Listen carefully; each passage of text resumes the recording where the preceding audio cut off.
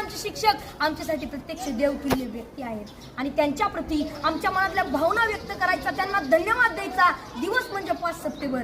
चिखलाच्या गोळ्याला आकार द्यावा लागतो, सोन्याला सुद्धा भट्टीत तापावं लागतं, दगडापासून जर मूर्ती घडवायची असेल तर त्याला सुद्धा टाकेचे गाव सोसावे लागतात. आणि तसंच जर मनुष्य नावाच्या प्राण्याला सुसंस्कारी माणूस घडवायचा असेल ना, बनवायचा असेल ना, तर त्यासाठी शिक्षण आणि शिक्षक दोन्ही गरजेचे असतात.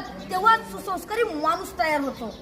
जगावर राज्य करणारा इंग्लंड हा देश आहे आणि या देशाच्या सांस्कृतिक परंपरेने त्यांच्या देशातील शिक्षकांना राष्ट्रपतींइतका सन्मान आणि दर्जा दिला जातो आणि म्हणून तर ते जगावरती राज्य करतात.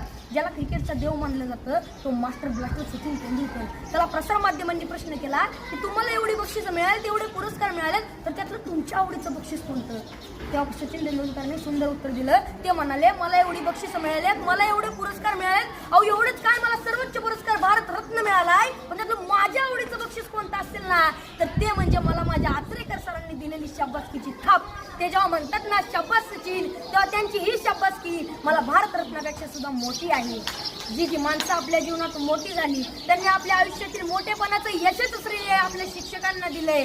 जगामध्ये एक सर्वात जास्त वाचलं जाणारं आणि सर्वात जास्त विक्री होणारं एक पुस्तक आहे आणि त्या पुस्तकाचं नाव आहे 7 Habits to Highly Effective People. यशस्वी लोकांच्या 7 सवयी. आणि हे पुस्तक लिहित असताना ते लेखकाने जवळजवळ 3000पेक्षा जास्त यशस्वी आणि सर्व क्षेत्रातील लोकांच्या मुलाखती घेतल्या होत्या. तर त्यामध्ये जवळजवळ प्रत्येक यशस्वी लोकांनी आपल्या यशाचं श्रेय आपल्या शिक्षकांना दिलंय.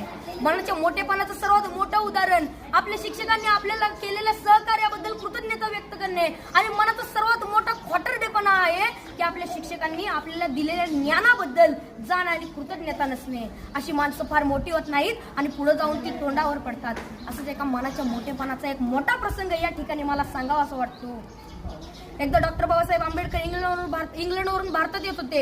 ही बातमी त्यांच्या कार्यकर्त्यांना त्यांच्या आयोजकांना समजली. त्यांचे कार्यकर्ते बाबासाहेबांच्या विमानाची वाट बघत विमानतळावरती थांबले. बाबासाहेबांचं विमान 2-3 तास लेट होणार होतं, पण तरी सुद्धा त्यांचे कार्यकर्ते त्यांच्या स्वागतासाठी त्यांची विमानतळावर 2-3 तास वाट बघत थांबले आणि 2-3 तासानं बाबासाहेबांचं विमान विमानतळावरती लँड झालं. बाबासाहेब खाली उतरले. बाबासाहेबांचे सर्व कार्यकर्ते बाबासाहेबांच्या दिशेने पळत सुटले. ढोल ताशे वाजू लागले. बाबासाहेबांच्या घोषणांनी आकाश दुमदुमून गेलं. बाबासाहेब आप आगे बढ़ो, हम तुम्हारे साथ है. बाबासाहेबांचा विजय असो अशा घोषणा देत होते. कोण बाबासाहेबांच्या पायात पडत होतं तर कोण त्यांना हार घालत होतं. बाबासाहेबांची नजर समोर गेली तर समोर बसलेला एक म्हातारा माणूस मात्र बाबासाहेबांचा हा कौतुक सोहळा अतिशय प्रेमाने पाहत होता.